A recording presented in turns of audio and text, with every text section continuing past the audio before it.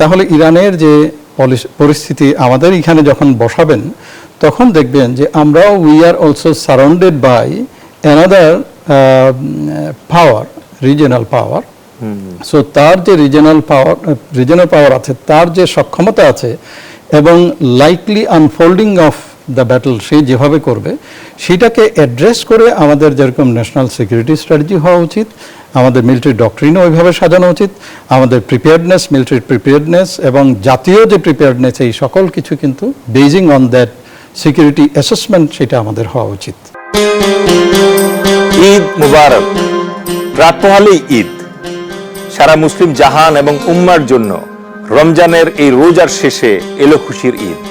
কিন্তু স্মরণ রাখুন সেই ইরানের আর গাজার শিশুদের কথা। আসুন আমরা স্মরণ করি ইরানের স্কুলে মারা যাওয়া সেই শিশুটির কথা আর তার পরিবারের কথা। তাদের জন্য কি এই ঈদ একই খুশি নিয়ে আসবে? মুক্তির কথার আজকের এই ঈদ বিশেষ আয়োজনে আমি আপনাদের সঞ্চালক ডেল এইচ খান উপস্থিত হয়েছি আরেকটি পর্ব নিয়ে। চলুন আজকের পর্ব শুরু করা যাক। যুদ্ধরত ইরানের শিশু, নারী, যোদ্ধা আর মধ্যপ্রাচ্যে আটকে পড়া বাংলাদেশিদের ঈদের শুভেচ্ছা জানিয়ে আজকে মুক্তির কথার বিশেষ আয়োজন অবরুদ্ধ ইরানে ঈদ অনুষ্ঠানে আপনাদের আবারও স্বাগত জানাচ্ছি। এবং আমাদের সাথে আজকে স্টুডিওতে উপস্থিত আছেন মেজর জেনারেল অবসরপ্রাপ্ত মাহবুবুল আলম, নৈতিক কমিটি প্রধান, জনতার দল, এবং মেজর জেনারেল অবসরপ্রাপ্ত ডক্টর মোহাম্মদ নাইম আশফাক চৌধুরী, নিরাপত্তা ও ভূ রাজনৈতিক বিশ্লেষক। স্যার, আপনাদের দুজনকেই ঈদ মোবারক। Thank you. ঈদ মোবারক টু ইউ অলসো। ঈদ মোবারক স্যার। ধন্যবাদ। ঈদ মোবারক। স্যার, আমরা জানি যে আমরা ঈদের আমেজ এবং ঈদের খুশিতে আপ্লুত, কিন্তু আমাদেরই ভাই, আমাদেরই বোন, আমাদেরই সন্তান, উম্মার যে ভাই, বোন এবং সন্তান, তারা ইরানে, আফগানিস্তানে এবং বিশ্বের বিভিন্ন জায়গায় তারা কাতরাচ্ছে, তারা কষ্ট পাচ্ছে। আজকে আমাদের আলোচনা এই অনুষ্ঠানের সঙ্গে সাযুজ্য রেখে আমরা মধ্যপ্রাচ্য এবং ইরানেই সীমাবদ্ধ রাখবো। ইরানের যে যুদ্ধ চলছে স্যার, এই যুদ্ধের আউটকাম কি, ফলাফল কি হতে যাচ্ছে স্যার? প্রশ্ন আমার কাছে। ধন্যবাদ। আমি একটু প্রথমে, অ্যাজ ইউ সেইড, অবরুদ্ধ ইরানে ঈদ, এটাকে একটু আমার মনে কারেকশন করলে আমার মনে ভালো হবে। সেটা হলো অবরুদ্ধ ও ধ্বংসপ্রাপ্ত মুসলিম বিশ্বে ইরান। এখন আমরা যেটা দেখতে পাই যে শুধু ইরানে হচ্ছে না, গাজা বা প্যালেস্টাইনে হচ্ছে, লেবাননে হচ্ছে, পাকিস্তান আবার আফগানিস্তানে আক্রমণ করেছে। ওইখানে আজকে গতকালকে সংবাদ হলো যে প্রায় 400 জন নিরপরাধ লোক মারা গেছে। তো চারিদিকে, বিশেষ করে মুসলিম বিশ্বে আমাদের এই যে ঘটনাগুলো যেগুলি হচ্ছে, সেইগুলির জন্য আমরা অবশ্যই তাদের যে, আমি কিছুদিন আগে কিন্তু গাজাতে গেছিলাম, কায়রো হয়ে, মিশর হয়ে, সিনাই মরুভূমি দিয়ে তারপরে গাজাতে তো ঢুকতে পারি নাই, বাট গাজার যে আল আরিশ যে বর্ডার টাউন আছে ওই পর্যন্ত গেছি, তাদের জন্য কিছু খাদ্য সহায়তা, কিছু টাকা পয়সা ইত্যাদি নিয়ে। ওখানে গিয়ে দেখলে বোঝা যায় আমরা ঈদের কি আনন্দ করব। বাচ্চা ছেলের হাত নাই, 2 হাতই নাই। বাচ্চা মেয়ে পা নাই, হাত নাই। মেয়ের এইদিকে পুড়ে গেছে, এদিকে দেখলে বিভৎস লাগছে, এদিক দেখলে কত সুন্দর মেয়েটা। এরকম ভাবে বহুত মানুষ দেখতে পেলাম। একই অবস্থা ইরানে এখন স্যার। ইরানে এখন এর চেয়ে এখন ভয়াবহ অবস্থা। এখানে যদিও মানে প্যালেস্টাইনে এটা চলছে 2 থেকে 2.5 বছর ধরে। এরা এখানে 10, 12, 15 দিনের মধ্যে যে কাজ করেছে ইরানে, সেটা তো বোঝাই যায় যে আমাদের এখানে ধ্বংস করার জন্য, আমাদের মুসলিম উম্মাকে ধ্বংস করার জন্য যে চেষ্টা চলছে পুরো পৃথিবী জুড়ে।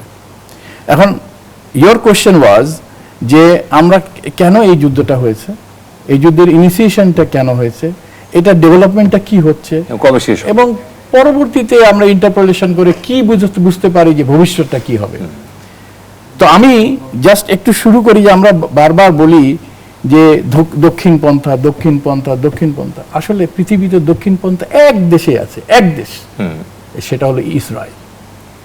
ইসরায়েল তাদের ধর্মগ্রন্থ তওরাত এবং তালমুদ, যেটা তাদের কোরআন এবং হাদিসের সমতুল্য, এইটার বাইরে তারা কোনো কিচ্ছুই করে না। They go according to that, এবং নট অনলি দ্যাট, তারা তাদের সকল activities they synergize for that goal, whatever has been given in their promised বুক।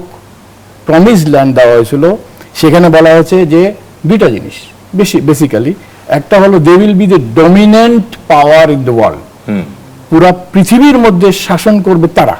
এটা তাদের এই বিকৃত তওরাত এবং তালমুদ, তওরাত তালমুদ তো এখন আর ওই আগেরটা নাই, এটা বিকৃত, করাপ্টেড।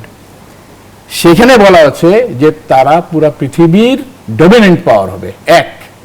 দুই হলো they will be given the promised land. Promised land হলো ফ্রম নাইল টু ইউফ্রেটিস, মানে নীল নদ থেকে আরম্ভ করে তোমার ফোরাত এই পর্যন্ত পুরা জায়গাটা। তাহলে ইউ আন্ডারস্ট্যান্ড, এটা এই জায়গাটা তাদের হবে। এইটা কারা কারা যাচ্ছে এর মধ্যে? সৌদি আরবের কিছু অংশ, ইজিপ্টের পুরা ইজিপ্ট, জর্ডান পুরা জর্ডান, তোমার সিরিয়ার একটা অংশ, তোমার লেবাননের অর্ধেক অংশ, ইভেন টার্কির কিছু অংশ, সিরিয়ার তো পুরাটাই। This is their promise land. এই প্রমিস ল্যান্ড তারা পাবে, তারা নিবে, এবং তাদের সমস্ত অ্যাক্টিভিটিস, তাদের রণনীতি বলো, তাদের অর্থনীতি বলো, তাদের বৈদেশিক নীতি বলো, তাদের ডিপ্লোমেসি বলো, তাদের what ever, these are all to support that. এবং এই যে সিনার্জি তারা করেছে, এই সিনার্জির ফল এখন তারা পাচ্ছে। আজকে থেকে না তো, এটা ফার্স্ট ওয়ার্ল্ড থেকে হচ্ছে। বেলফোর ডিক্লারেশন যখন হয়েছে তারপরের থেকে এই যে ইতিহাসটা আমি বলতে যাচ্ছি না, we are going to get into the basic. এখন কোন জায়গায় এসছে সেটা হলো যে they will achieve this their two goals. আর তারা তো একটা ছোট দেশ, তারা তো এটা পারবে না। তো তাদেরকে কি করতে হবে? এই আমেরিকাকে তাদের সঙ্গে নিতে হবে।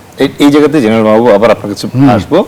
এবার আমরা জেনারেল নাঈম আশফাক আপনার কাছ থেকে জানতে চাচ্ছি যে প্রথমে সেন্টার অফ গ্র্যাভিটি যেটা ছিল সেটা হচ্ছে আলী খামেনি। আলী খামেনিকে হত্যার পর গতকাল লারজানিকে হত্যা করলো। ইরানের তাহলে ভবিষ্যৎ কোন দিকে যাচ্ছে এখন? জি, অনেক ধন্যবাদ। স্যারের একটা কথা যেটা বলছিলেন যে মুসলিম বিশ্ব, তার সাথে আরেকটা শব্দ বোধহয় প্রণিধানযোগ্য, সেটা হলো আরব লীগ বা আরব বিশ্ব। সো মুসলিম বিশ্ব এবং আরব বিশ্ব যে এক নয়, তার প্রমাণ কিন্তু আমরা বিগত প্রায় 50, 60, 70 বছরে দেখেছি। মুসলিম বিশ্ব আর আরব বিশ্ব যদি এক হতো, তাহলে যে আমেরিকান যে বেজেস 27টা বেজ করেছে এই আরব বিশ্বে, এবং তাদের লক্ষ্য মুসলিম বিশ্ব আরব বিশ্বের লক্ষ্য যদি এক হতো, তাহলে কিন্তু এই 27টা বেজ হয় না। তাদেরকে যে আশ্বাস দেওয়া হয়েছে আরব বিশ্বকে যে তোমাদের উপরে যে আক্রমণ যেটা হবে, যখন হবে তখন আমরা তোমাদেরকে রক্ষা করব। কিন্তু আলটিমেটলি আমরা ইরান যুদ্ধে যা দেখলাম, যে যখনই আরব বিশ্বের উপরে আক্রমণ এসেছে, তখনই কিন্তু তারা তাদের, স্যার যে বললেন প্রমিসড ল্যান্ডের যে রক্ষা কবচ বা যারা রক্ষা করছে, তাদের কাছে কিন্তু চলে গেছে, সকল রিসোর্সেস কিন্তু চলে গিয়েছে ওই ইসরায়েলের কাছে। তখন আর কিন্তু এই আরব বিশ্ব যার উপরে এরকম নির্ভরতা ছিল, ভরসা ছিল, সেই ভরসার জায়গাগুলো তারা রাখেনি। এই যে রিয়েলাইজেশনটা, এই রিয়েলাইজেশনটা আরব বিশ্বের আসে নাই, যেটা মুসলিম বিশ্বের এসেছে। সো মুসলিম বিশ্ব আমরা যেটাকে বলি, বাংলাদেশ, পাকিস্তান বা ইন্দোনেশিয়া, মালয়েশিয়া, অর্থাৎ সাধারণ যে জনগণ যারা আছে, সাধারণ জনগণ মুসলিমের প্রতি বা মুসলিম বিশ্বের প্রতি যে অনুভূতি যেটা আছে, যেটা দিয়ে আপনি আজকের অনুষ্ঠানটা শুরু করলেন, যে আগামীকালকে ঈদের দিন একজন ইরানি শিশু বা একজন ইরানি অ্যাডাল্ট বা বৃদ্ধ কিভাবে তার ঈদটা পালন করবে, সেই অনুভূতিটা আরব বিশ্বের নাই। এই যে আরব বিশ্বের নাই, এই বিভাজনটার মধ্যেই কিন্তু সাকসেস হচ্ছে যারা বেলিজারেন্ট গ্রুপ আছে, তাদের সাকসেসটা হচ্ছে। উপক্রান্তি কি স্যার আরবের যে রাজতন্ত্র, তারা কি আসলে ইরানের এই যে শাসন ব্যবস্থা, এটাকে ভয় পায় স্যার? আমরা আফ্রিকাতে ইউএন মিশন করেছে, Right, sir. এবং আফ্রিকাতে যতগুলো দেশ আছে ম্যাক্সিমাম যারা কলোনি বিভিন্ন দেশের আই মিন ইউএসএ, ইউকে, ফ্রান্সের কলোনি, Ex-colony. তারা আমরা দেখেছি কি করছে, তারা সিলেক্ট করে যে একটা ক্ষুদ্র একটা গ্রুপকে তারা সিলেক্ট করে তাদেরকে কিন্তু ক্ষমতায় বসায় এবং ক্ষমতায় বসিয়ে তারা বলে যে তোমরা ক্ষমতা ততদিন পর্যন্ত টিকে থাকবে যতদিন আমরা তোমাদেরকে সাপোর্ট দেখব। সো ক্ষুদ্র যে এথনিক গ্রুপ আছে তারা চিন্তা করে আমি তো ক্ষমতায় আছি, সুতরাং আমি যেভাবেই মানে আমার ত্রাণকর্তা যেভাবে বলবে I will do the same thing. So একই রকম রাজতন্ত্রধারী যারা আছে মিডল ইস্টে, তাদের সবচেয়ে বড় ভয় হলো ক্ষমতা হারানোর। সো যেহেতু ক্ষমতা হারানোর একটা ভয়, সে চিন্তা করবে যেভাবেই সম্ভব যেই আমাকে রক্ষা করবে আই উইল সাপোর্ট। তাহলে স্পেসিফিক্যালি আমরা একটু ইরানের ফাইটিং টেকনিকটার ব্যাপারে আপনার কাছ থেকে একটা ছোট আমরা চলে আসি ওই পয়েন্টে যে তাদের যে সেন্টার অফ গ্র্যাভিটি যেটা ইনিশিয়ালি আইডেন্টিফাই করেছিল, যে তারা ভেবেছিল যে যদি খামেনি যদি মারা যান তাহলে রেজিম চেঞ্জ হবে এবং তার সমস্ত শাসন ব্যবস্থা ভেঙে পড়বে। এবং এইটাকে সেন্সিটাইজ করার জন্য তারা যেটা করেছিল যে একটা পাবলিক একটা উস্কানি দেয়া শুরু করেছিল যুদ্ধের ইমিডিয়েট আগে, এবং করে তারা ভেবেছিল যদি এই যে একটা মুভ হয়েছে বাই পপুলার আপসার্জ, তার সাথে যদি খামেনি চলে যায় তাহলে দেশটা ভেঙে পড়বে। কিন্তু এক্স্যাক্টলি, কিন্তু তারা জানে না যে এটা হলো পারস্য সভ্যতা, 7,000, 6,000, 7,000 বছরের পুরনো একটা সভ্যতা। সেই সভ্যতাকে একদিনে অথবা একজন ব্যক্তিকে সরানোর মাধ্যমে যে সমস্ত সভ্যতা ধ্বংস হয়ে যাবে, it's not like this. Iran is not Libya, Iran is not Iraq, Iran is not like other countries. যেমন আফগানিস্তানেরও এক ধরনের সভ্যতা তাদের আছে, যার কারণে 20 বছর আমেরিকা যুদ্ধ করে তালেবান দিয়ে রিপ্লেস করে এবং প্রায় $8 ট্রিলিয়ন তারা খরচ করেছে। সো ইরানের যে সেন্টার অফ গ্র্যাভিটি তারা চিন্তা করেছিল দিস ইজ কমপ্লিটলি রং। এখন তারা চিন্তা করছে যে to identify the centre of gravity. এখন তাহলে কোনটা সেন্টার অফ গ্র্যাভিটি হবে, নাকি তারা একটা সেফ এক্সিট বের করে নিয়ে আসবে, সেফ এক্সিট ইরান থেকে বের হবে, এইভাবেই এখন কিন্তু চিন্তায় আছে। তাদের যে আউটকাম কোন দিকে যাচ্ছে আমার কাছে মনে হচ্ছে যে এখন সম্মানজনক উজ্জ্বলটাই হলো সবচেয়ে বড় বা সবচেয়ে ভালো একটা পন্থা। হরমুজের জন্য বোধহয় জাহাজ কেউ পাঠায়নি, ইউকে অথবা অস্ট্রেলিয়া পাঠায়নি, কেউ পাঠাবেও না, বিকজ এইটা হলো choice by Trump, only one person, যে এই যুদ্ধটা উনি ইনিশিয়েট করেছেন। এবং কেন করেছেন তার পেছনে কারা, এটা আমরা সবাই জানি, যে ইসরায়েল বাধ্য করেছে তাকে এই যুদ্ধে জয়েন করার জন্য। এবং তার পূর্বের ইরান যুদ্ধের পূর্বের যে ভূ রাজনৈতিক প্রেক্ষাপট যদি বলি, ট্যারিফ দিয়ে সমস্ত পৃথিবী তাদের পরীক্ষিত বন্ধু যারা ছিল তাদের এগেনস্টেও আপনি ট্যারিফ দিলেন। সো তাদের বিপদের সময় you did not stand by them, এখন আপনার বিপদের সময় তারা দাঁড়াবে, এটা এমন কোনো কথা নেই। স্যার আবার আপনার কাছে ফিরবো স্যার, আবার একটু জেনারেল মাহবুব আপনার কাছ থেকে একটু জানতে চাচ্ছিলাম যে কেউ প্রেডিক্ট করছে যে এখন হয়তো ট্রাম্প ক্ষান্ত দিবে এবং চলে যাবে, কেউ ভাবছে যে না ট্রাম্প আরো গোয়ার্তুমি করবে এবং এই জায়গায় যুদ্ধটা প্রলং হবে, কেউ ভাবছে যে না যার মিসাইলের রিজার্ভ আগে ফুরিয়ে যাবে সেই আসলে পিটটান দিবে সবার আগে। মানে আপনার কি মনে হচ্ছে যুদ্ধটা আসলে কিভাবে শেষ হতে যাচ্ছে, অথবা আদৌ শেষ হবে না প্রলং হবে? ধন্যবাদ। আমি তার আগে একটু বলি, আমি এবার এই আমেরিকানদের সঙ্গে কিন্তু 1 বছর আমি অপারেশন করেছি ইন হেতি। আমরা তখন আমেরিকান 10 মাউন্টেন ডিভিশনের সঙ্গে ছিলাম, এরপরে 24 ডিভিশনের সঙ্গে ছিলাম। 1 বছর দেখেছি। আমার কাছে খালি একটা জিনিসই মনে হয় যে to characterise the American people, তারা ইংরেজি বলা পাঠান। See, in the history, Second World War, আমেরিকানদেরকে কিন্তু ড্র্যাগিং করা হয়েছিল, গিয়ে তারা তাদের ওই যে যেহেতু পাঠান, তারা তো ওখানে তাদের নিজস্ব শ্রেষ্ঠত্ব দেখাতে যায়। এই শ্রেষ্ঠত্ব দেখাতে গিয়ে তুমি ধরো ইসে কি হয়েছিল, Vietnam was initially it was the conflict between Vietnamese and the British.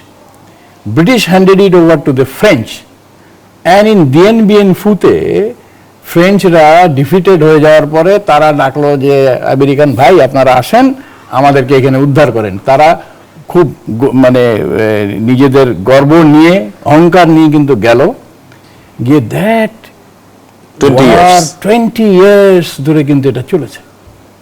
এবং it is in that war in each of the battle Americans won, but they lost the war. ব্যাপারটা হলো ভেরি ভেরি ইন্টারেস্টিং যে তুমি প্রত্যেকটা ব্যাটেলে তুমি জিতছো কিন্তু strategically তুমি হেরে গেলে।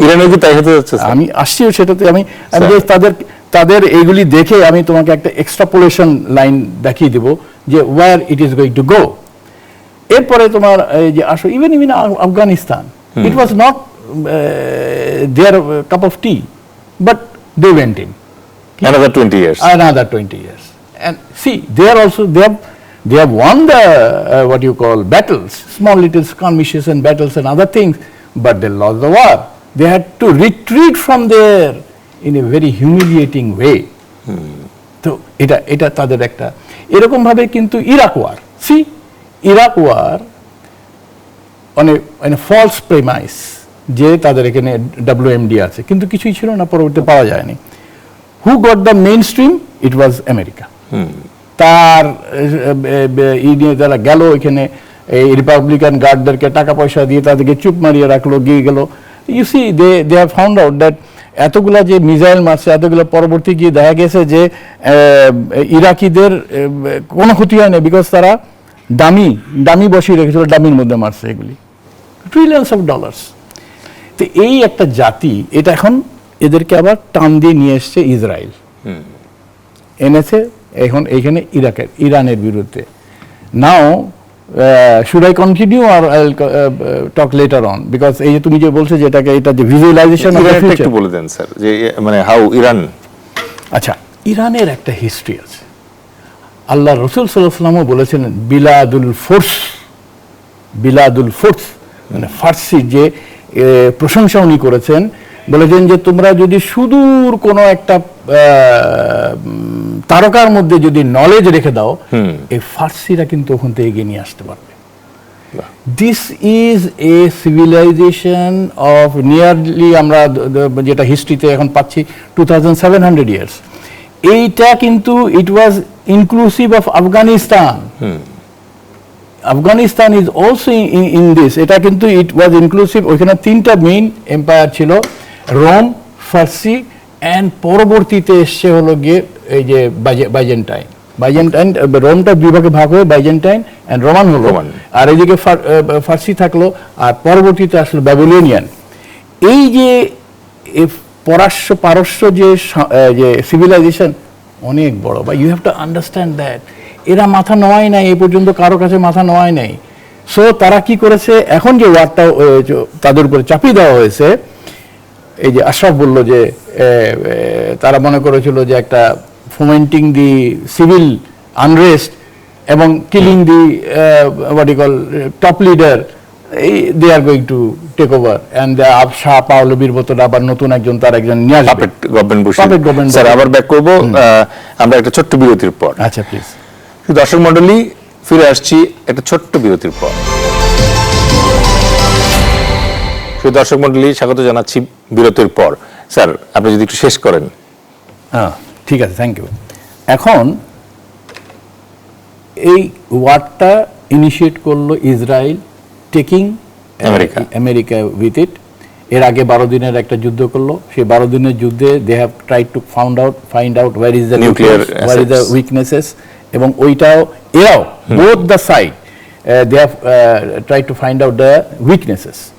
দিয়ে প্রথম দিনে Israel has decapitated, decapitation operation যেটা করেছে Israel, killing the top leader, killing the number of 40 probably the commanders and all, and then they thought that এটা কিন্তু একটা সিভিল আনরেস্ট হয়ে এটা চলে যাবে।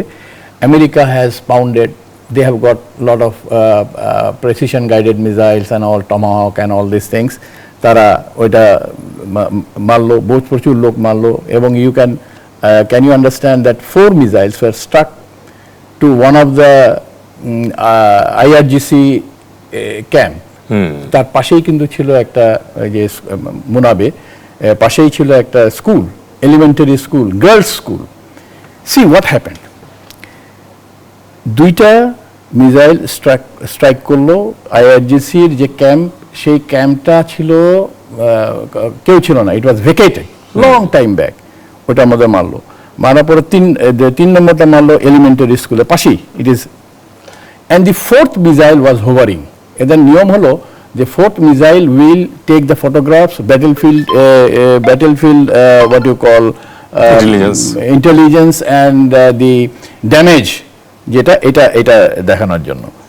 সাডেনলি দে স যে ওইখানে যে দুইটা আইআরজিসি, যে ওখানে তো কোনো লোকজন নাই, কিন্তু এইখানে অনেক লোকজন দৌড়াচ্ছে। কিসের জন্য দৌড়াচ্ছে? ওই যে যারা ইনজিউর্ড হয়েছে, যারা যে মসজিদে যাচ্ছিল, ইত্যাদি ইত্যাদি, বাচ্চা কাচ্চা। The moment they saw, it was done in AI, these were all target acquisition, target hammering was done by AI. AI found that এখানে হয়তো মানুষ আছে, তার মানে এরাই হলো আইআরজিসির লোক, they are going it. The 4th missile was, তাদের কাছে যেই জ্বালানি থাকে, এই জ্বালানিগুলাকে they with a switch they converted it, they weaponize it. এটাকে weaponize করে, ওই যে লোকজনগুলো আছে তাদের উপরে ফেলে। So the gathering of these people were blasted by the 4th missile with an AI in it for target acquisition and weaponizing the what you call the fuel. Fuel তো কিছু থাকে, ওই ফুয়েলটাকে weaponize করে দিল যাতে ওইটা গিয়েও সবাইকে পুড়িয়ে মারতে পারে। তার মানে এই ঈদের আগে আর কোনো সম্ভাবনা নাই এই যুদ্ধ শেষ হবার? Oh, no. And there is no question. The war is, আচ্ছা এখন কি হচ্ছে, আমি যে 3টা সিনারিওর কথা বলতে চাচ্ছি। এক হলো যে ইরান ক্যাপিচুলেটস, ইরানকে এমনভাবে বোম্বার্ডমেন্ট করা হলো যে ঠিক আছে, আর ইরান ক্যাপিচুলেটস। 2 নম্বর হলো, স্যার 16 লাখ বর্গ কিলোমিটার, বিরাট বড় রাষ্ট্র, আমি সেটাই বলছি, 5 মিলিয়ন। আর দ্বিতীয় হলো ইউএস ইসরায়েল ক্যাপিচুলেটস। ওকে, তারা ক্যাপিচুলেট করলো, because this is war is not going on to one front, number of fronts are there, ওরা ক্যাপিচুলেট।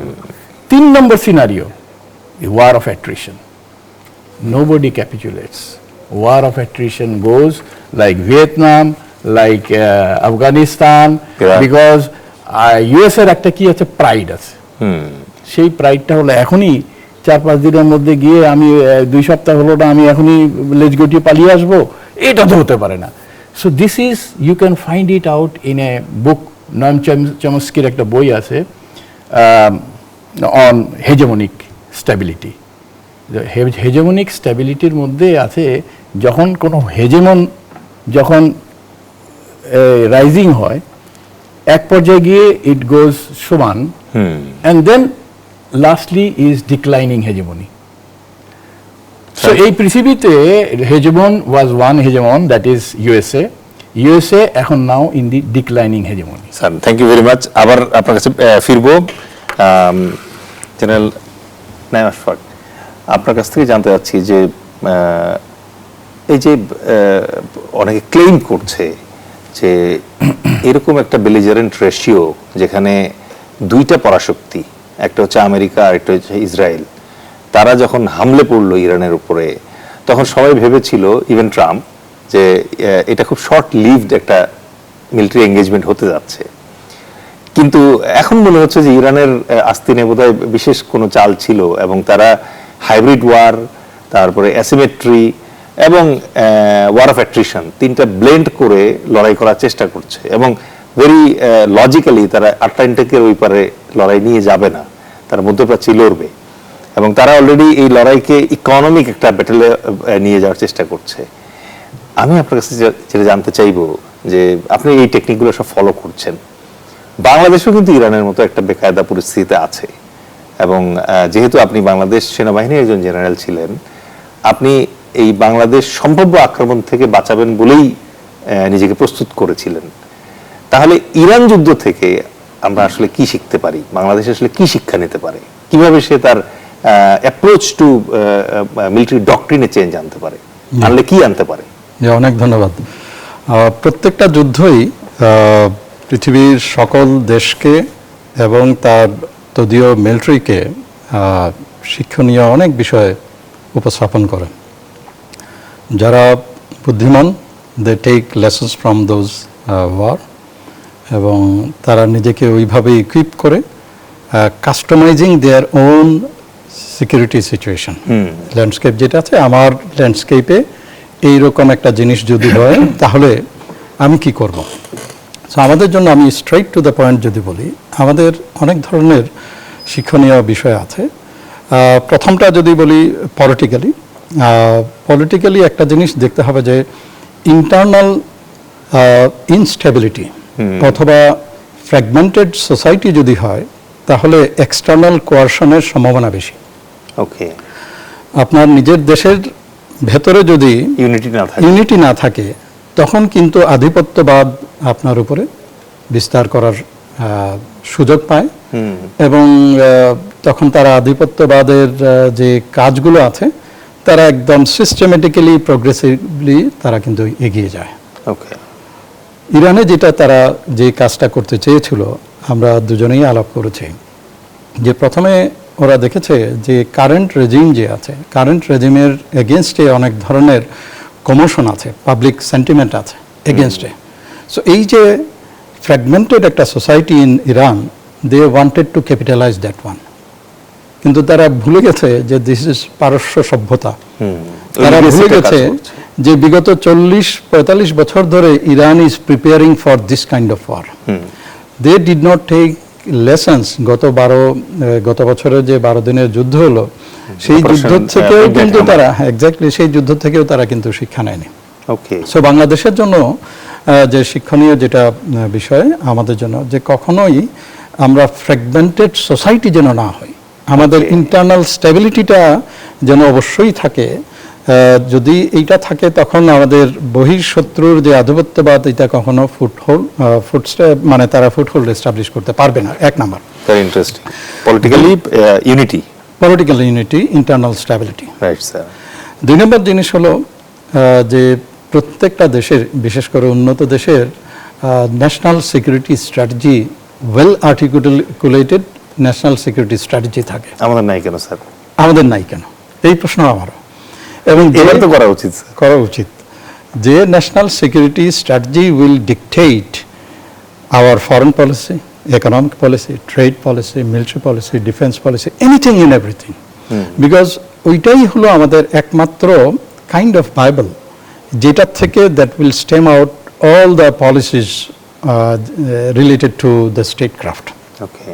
So আমাদের এই ন্যাশনাল সিকিউরিটি স্ট্র্যাটেজি যদি না থাকে, আমরা একটা যে স্যার, ন্যাশনাল সিকিউরিটি স্ট্র্যাটেজি যদি না থাকে তাহলে ডক্ট্রিন কিভাবে আসে স্যার? ডক্ট্রিনটা হলো ন্যাশনাল সিকিউরিটি স্ট্র্যাটেজিটাকে কিভাবে ইমপ্লিমেন্ট করবে, ওইটার প্র্যাকটিক্যাল ইয়েটা হলো doctrine. Fortunately or unfortunately we have a doctrine, military doctrine, develop national security policy. আমাদের ন্যাশনাল সিকিউরিটি পলিসি না থাকা সত্ত্বেও আমরা কিন্তু একটা মিলিটারি ডক্ট্রিন আমরা একটা ফলো করি। কিন্তু হওয়া উচিত ছিল ন্যাশনাল সিকিউরিটি স্ট্র্যাটেজি হবে, এবং এই ন্যাশনাল সিকিউরিটি স্ট্র্যাটেজিটা ইমপ্লিমেন্ট করবে থ্রু মিলিটারি ডক্ট্রিন। তাহলে স্যার আরেকটা এরিয়া পেলাম স্যার, আমরা যে এই দুটো জায়গায় আমাদের ইমপ্রুভ করতে হবে, আমাদের অ্যাটেনশন দেওয়া দরকার। মানে আমরা তো স্যার মিসাইল বানাই না, ড্রোন বানাই না। রাইট। এখন আসি, ওই যে বললাম যে কোনো যুদ্ধ থেকে আমরা এক ধরনের শিক্ষা নেই, এবং শিক্ষা নিয়ে আমরা আমাদের সিচুয়েশনে এটাকে বসিয়ে তখন উই আর্টিকুলেট যে আমরা আমাদের মতো করে স্ট্র্যাটেজিটা তৈরি করব। তাহলে ইরানের যে পরিস্থিতি আমাদের এখানে যখন বসাবেন, তখন দেখবেন যে আমরাও we are also surrounded by another power, regional পাওয়ার।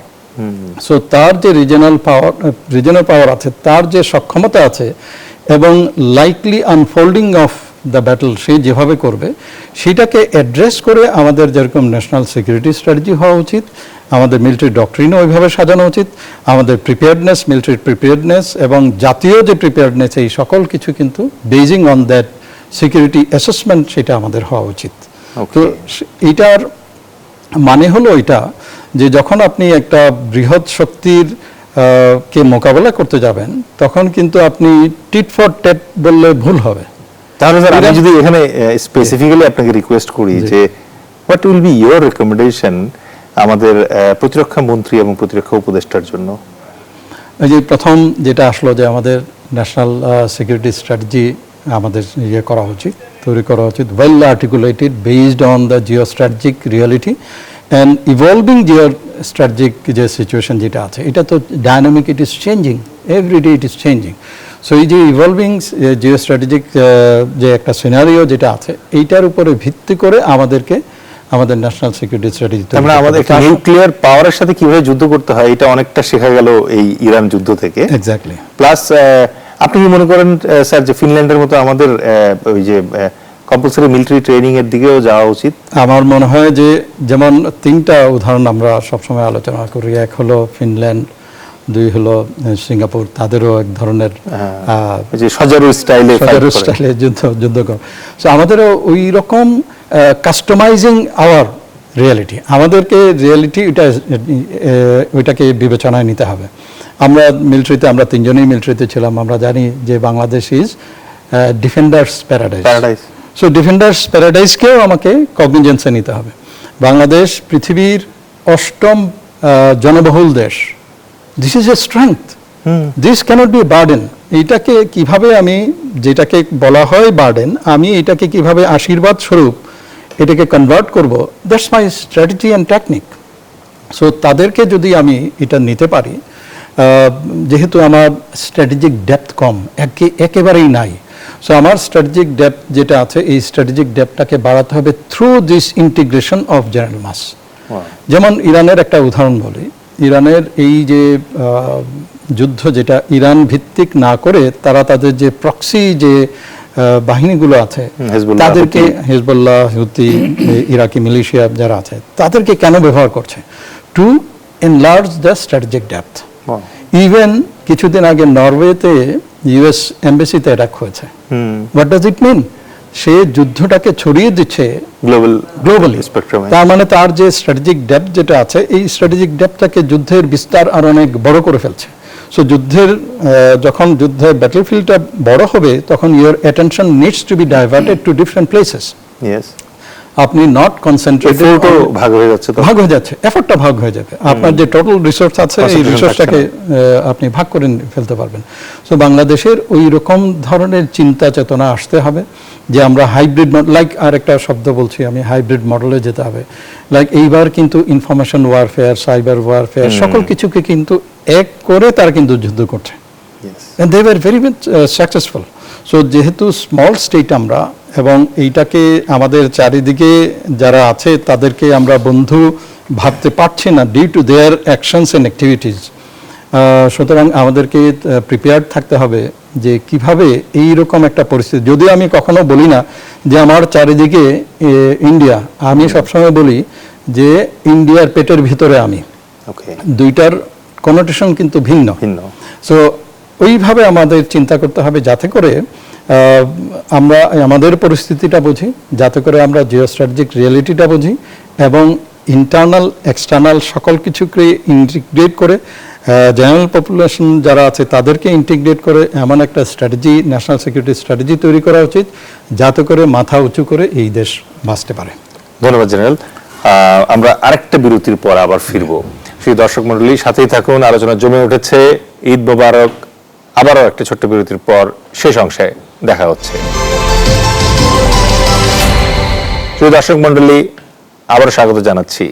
যাচ্ছি জেনারেল মাহবুবের কাছে। স্যার, আপনার কাছে আমাদের এই যুদ্ধ থেকে শিক্ষণীয় কি কি আছে স্যার? আচ্ছা, আমি অ্যাকচুয়ালি আশফাকের কথার ধারাবাহিকতাই আমি বলতে চাচ্ছি। সেটা হলো যে আমরা প্রত্যেকটা যুদ্ধের, আগের আমলের যুদ্ধের যে ফেজটা ছিল, ব্যাটলফিল্ড, ওইখানে পরাজয়, জয় পরাজয় নির্ধারিত চলে আসতো। নো, এখন এই যে ডাইমেনশনগুলো বাড়তে আরম্ভ করেছে, lot of dimensions have come এখানে, এই যে ইকোনমিক ডাইমেনশন এসছে, পলিটিক্যাল ডাইমেনশন এসছে, এখানে ডেমোগ্রাফিক ডাইমেনশন এসছে, এখানে ট্রেড অ্যান্ড কমার্সের ডাইমেনশন, এতগুলো ডাইমেনশন যখন একটা যুদ্ধের মধ্যে আসছে, we have to find out what is the weakness of the, এই যে সেন্টার অফ গ্র্যাভিটির কথা বলেছো না, ইট ইজ নাও চেঞ্জিং। নাও এখন সেন্টার অফ গ্র্যাভিটি বলে কোনো কিছু নাই, কিন্তু এখন there is a number of centre of gravity যেটাকে তোমাকে ক্লাস্টার হিসেবে ধরতে হবে। And these are like, say for example, আমি এই পর্যায়ে আমি একটু কোরআন থেকে কিছু একটা স্ট্র্যাটেজিক ডাইরেকশন, বিকজ আমরা কোরআনের যে ডাইরেকশনটা যদি আমরা পাই তাহলে আমাদের কোনো কিছু লাগে না। আমরা ওই ওয়েস্টার্ন, ওই যে আমাদের এই যে স্টাফ কলেজ, এনডিসি, তারপরে এরা সব খালি ওয়েস্টার্ন যে বইপত্র এটার মধ্যে দিয়ে ওরা কি বলেছে, কোন জেনারেল কি বলেছে, কোন মার্শাল বলে, ওইটা দিয়ে চলছে। They have made this thing for their country, আমার দেশের জন্য ডিফারেন্ট।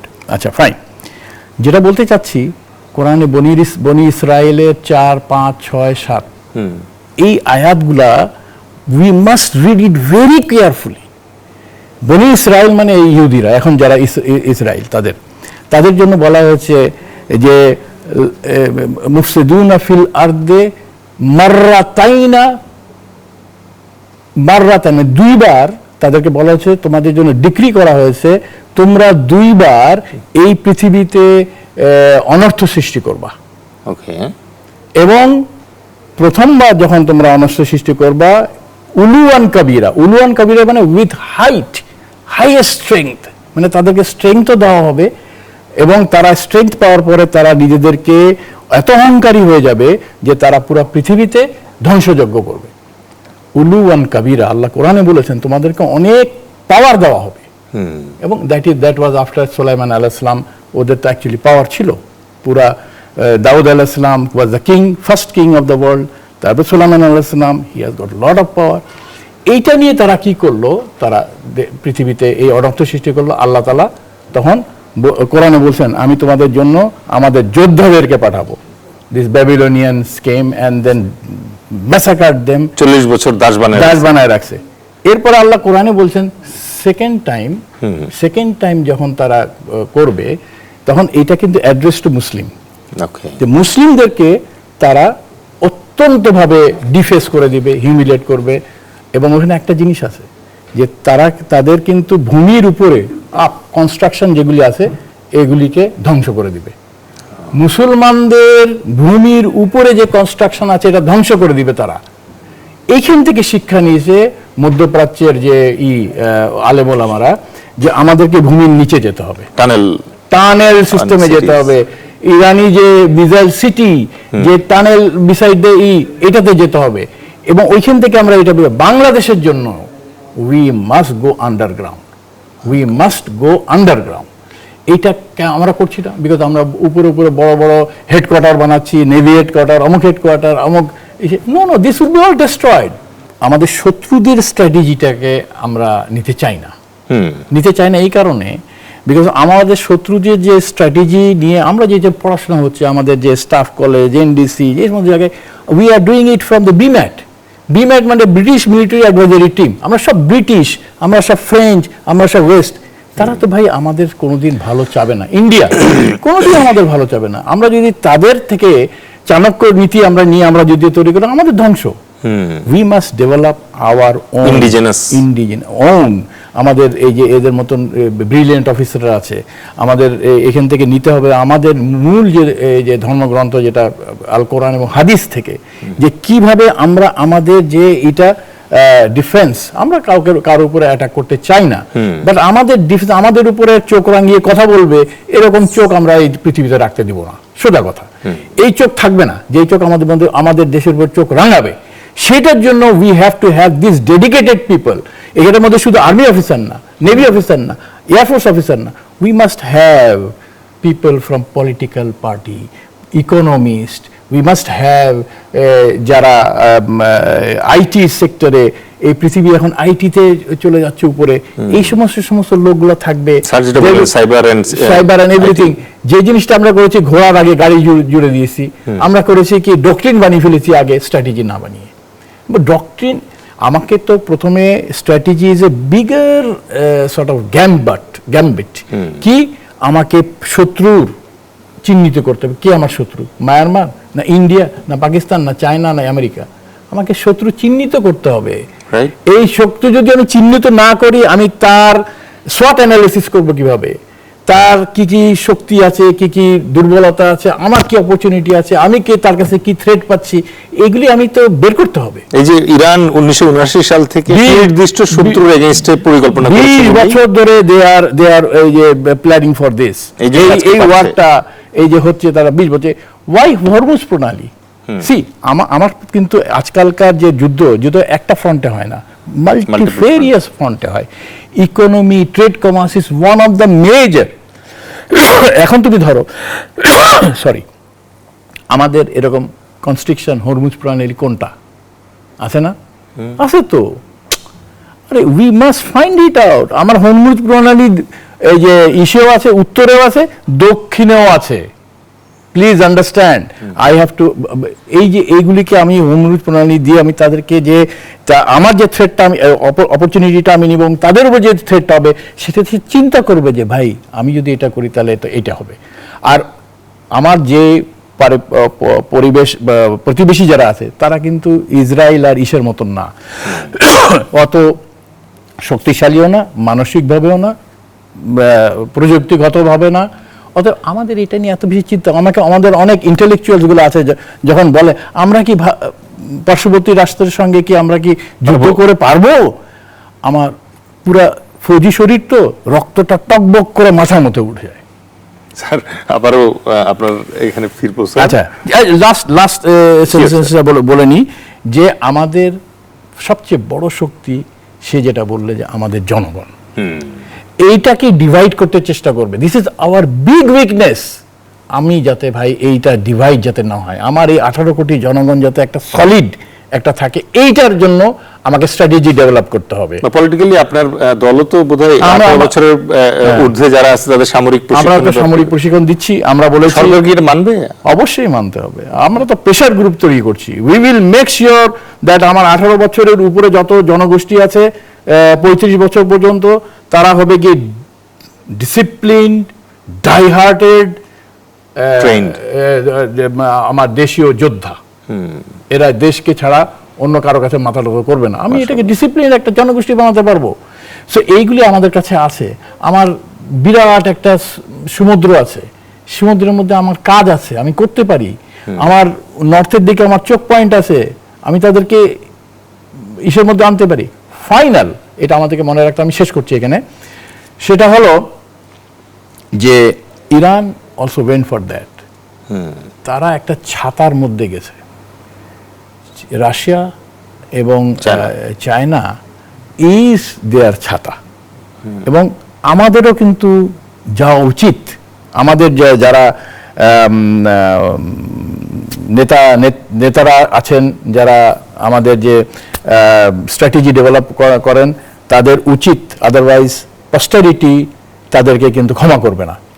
আমাদের ইমিডিয়েটলি যাওয়া উচিত টার্কি, পাকিস্তান, চায়না, এদের সঙ্গে বা কোনো আরব বিশ্বের কেউ যদি আসে তাদের সঙ্গে একটা ছাতার মতন একটা এগ্রিমেন্ট করা, যাতে তারা যেতে পারে।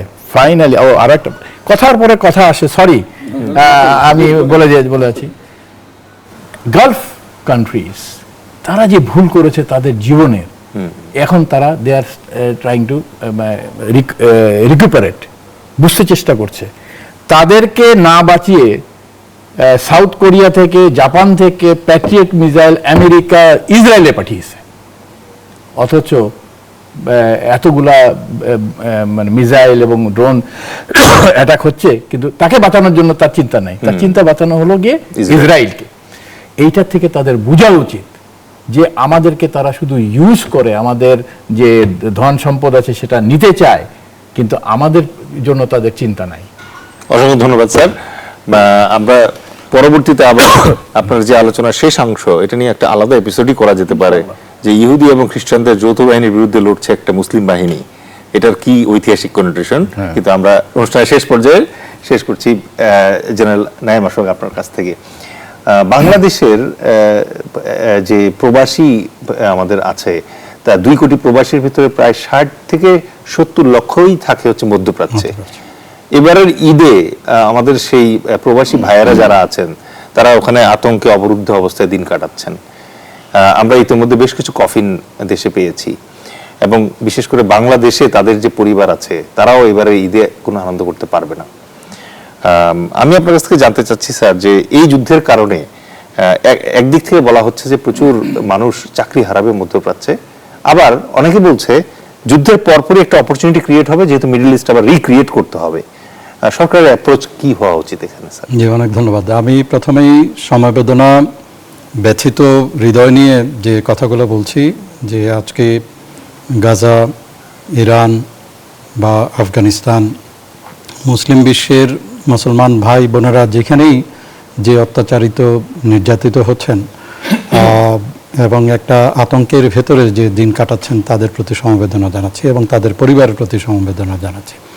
সেই সাথে যে কথাটা বললেন যে বাংলাদেশি যারা এক্সপেট্রিয়েট প্রবাসী ভাই বোনেরা আছেন ওখানে নির্ঘুম রাত কাটাচ্ছেন, তাদের ওখানেও ঘুম নেই, আর এইখানে তাদের পরিবার যারা আছে তারাও নিশ্চিন্তে ঘুমোতে পারছেন না। শুধুমাত্র যে তাদের জীবন অবসান শুধু সেটা না, ভবিষ্যতে যে তাদের যে অর্থ প্রাপ্তি অথবা তাদের যে জীবন কিভাবে চলবে সেটা সম্পর্কে যে অনিশ্চয়তা, এই অনিশ্চয়তার কারণেও কিন্তু তারা আতঙ্কে দিন কাটাচ্ছেন।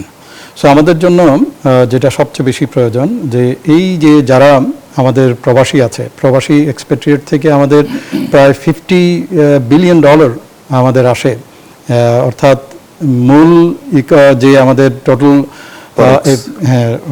আমাদের যে অর্থ আসে বিদেশ থেকে তার ম্যাক্সিমাম পোর্শন নিয়ে আসে প্রবাসীদের কাছ থেকে। সো তাদের কল্যাণ, তাদের জীবন জীবিকা এবং চাকরিটাকে নিশ্চয়তা দেওয়ার জন্য যে সকল পদক্ষেপ নেওয়া দরকার, সেই সকল পদক্ষেপ অবশ্যই প্রথমেই নেওয়া উচিত। প্রথমে হলো সিকিউরিটি ইমিডিয়েট, এবং মিড টার্ম এবং লং টার্মে হলো যে তাদের চাকরির নিশ্চয়তা, যাদের ভিসা শেষ হয়ে যাচ্ছে ভিসা এক্সটেনশন, নতুন কাজের অপরচুনিটি যেটা সেটা দেখানো, অল্টারনেটিভ যে কাজের সম্ভাব্য যে জায়গাগুলো সেগুলোতে দিয়ে দেয়া, এবং সেই সাথে আন্তর্জাতিক পর্যায়ে যে সফট পাওয়ার যেটাকে বলি আমরা, এই সফট পাওয়ার ব্যবহার বাংলাদেশেরও করা উচিত। সফট পাওয়ার বলতে ইউএনএ যাওয়া উচিত, ওয়াইসিতে যাওয়া উচিত, এবং মুসলিম বিশ্বের এনগেজ করতে হবে। এইখানেও আরেকটা জিনিস যেটা করা দরকার, এনার্জি সেক্টরে যেটা খুব বেশি প্রয়োজন, তার সাথে হলো আমাদের মেইন ইনকাম হলো আরএনজি সেক্টরে, লাইক $38 বিলিয়ন মতো আমরা 24 সালে পেয়েছিলাম আরএনজি সেক্টরে। So RNG sector is now threatened, seriously threatened.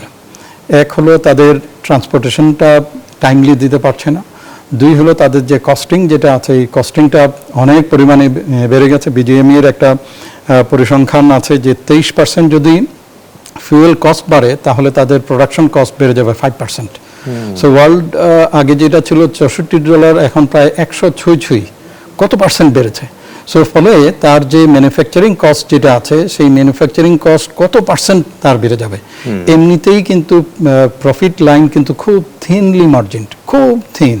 So সেইখানে অন্য আরেকটা ফ্যাক্টরের কারণে, যার চুক্তি আমি অলরেডি করে ফেলেছি যে $10 করে আমি একটা শার্ট বিক্রি করব বা $5 করে, কিন্তু তার যে এই যে ফোর্স মেজার যেটা আছে যুদ্ধের কারণে তার যে বেড়ে গেল, তার জন্য যে কস্ট রিস্ক যেটা আছে, এই কস্ট রিস্কের জন্য আবার BKMEA they should also talk to the major buyers যে ইউ শুড অলসো শেয়ার, যে এই যে কস্ট যেটা আমার বাড়লো এটাকে আমার বাড়াতে হবে। সরকারের অল্টারনেটিভ এনার্জি যে সোর্স আছে তার দিকে নজর দেওয়া উচিত। 75% of the LNG comes from one country, Qatar, and it is close now. 75%, আর মাত্র 25% আমরা স্পট মার্কেট থেকে কিনি। সো আমরা এক জায়গাতে we put all the eggs in one basket, এটা তো কোনোভাবেই একটা সঠিক না। সো অল্টারনেটিভ আমাদের এতে যাওয়া উচিত, এবং আরএনজি সেক্টরে এক ধরনের প্রণোদনা দেওয়া উচিত, যেটাতে ইডিএফ আছে, এক্সপোর্ট ডেভেলপমেন্ট ফান্ড আছে। এই এক্সপোর্ট ডেভেলপমেন্ট ফান্ড থেকে তাদেরকে আপাতত 3 মাস হোক 6 মাসের জন্য একটা প্রণোদনা অবশ্যই দেওয়া উচিত। অর্থাৎ সার্বিকভাবে এটা দেখতে হবে যে বাংলাদেশের ইকোনমি কীরকম কোনোভাবে যেন এই যুদ্ধের কারণে এফেক্টেড না হয়। আমাদের যারা প্রবাসী আছেন তাদের যে সকল অসুবিধা যেটা সৃষ্টি হচ্ছে অথবা ভবিষ্যতে হতে পারে তার দিকে প্রয়োজনীয় দিক নির্দেশনা এবং কার্যক্রম নেওয়া উচিত। অসংখ্য ধন্যবাদ জেনারেল আশফাক। আমাকে 1 মিনিট দিবা? জি অবশ্যই স্যার। এই যে আমাদের ইকোনমি যাতে নষ্ট না বা এফেক্টেড না হয় এটার দিকে দৃষ্টি দিতে হবে। এটার থেকে আমি আরো একটু বড় বলতে চাই, এফেক্টেড হবেই, তুমি যতই মেজার নাও এটা এফেক্টেড, ইকোনমি এফেক্টেড হবেই। তখন আমরা কিভাবে একটু adjust with the change situation, আমরা কি কি জিনিস মেজার নিতে পারি, কিচ্ছুটা সাধন কিভাবে করতে পারি, কিভাবে আমরা যে বড় লোকের কাছে যে টাকা আছে, এত টাকা আছে, এই টাকাটাকে ডিস্ট্রিবিউট করতে পারি কিনা, ইকুয়াল ডিস্ট্রিবিউশন, ইকুইটেবল ডিস্ট্রিবিউশন করতে পারি কিনা, ওই দিকে বেশি দৃষ্টি দিতে হবে। কারণ আমরা এইটা থেকে বাঁচবো না, বিকজ দি গ্লোবাল সিচুয়েশন যেটা যেদিকে যাচ্ছে, there will be attrition and এইভাবে যেতে যেতে আমাদের এখানে ফরেন রেমিটেন্স কমতে থাকবে, এই যে ব্যবসা বাণিজ্যের কথা বলছে সেটা কমতে থাকবে, আমাদের এখানে energy situation will be bad, so it will be bad. আমাদেরকে ওই অ্যাডভার্স সিচুয়েশন চিন্তা করেই প্ল্যানিং করা দরকার। অসংখ্য ধন্যবাদ স্যার। আপনারা দুজনকে আবারও ঈদের শুভেচ্ছা জানাচ্ছি। ঈদ মোবারক স্যার। ঈদ মোবারক। শুধু দর্শক মণ্ডলী, আজকের এই জমজমাট আলোচনা থেকে মিলিটারি থিঙ্কার্স যারা আছেন, পলিসি মেকার্স যারা আছেন, বাংলাদেশের ইকোনমিক থিঙ্কার্স যারা আছেন এবং সর্বোপরি আমাদের পলিটিশিয়ানস যারা আছেন, তাদের অনেক চিন্তার খোরাক আমরা খুঁজে পেয়েছি। আমাদের মধ্যপ্রাচ্যের যে প্রবাসী ভাই এবং বোনেরা আছেন, তাদের জব যে ঝুঁকিটা তৈরি হয়েছে, সেখান থেকে তাদেরকে বের করে নিয়ে আসা যেমন একদিক থেকে দরকার, আবারও ওখানে যে অপরচুনিটি তৈরি হয়েছে সেটাও গ্র্যাব করা খুব জরুরি। একই সাথে ইরান এবং মধ্যপ্রাচ্যে যে সংকট আছে, সেই সংকট থেকে আমাদের প্রতিরক্ষা খাতেও কিন্তু অনেক কিছু শিখবার আছে। আজকের এই আলোচনা এখানেই শেষ করছি। দেখা হবে আগামীর মুক্তির ডাক। ঈদ মোবারক।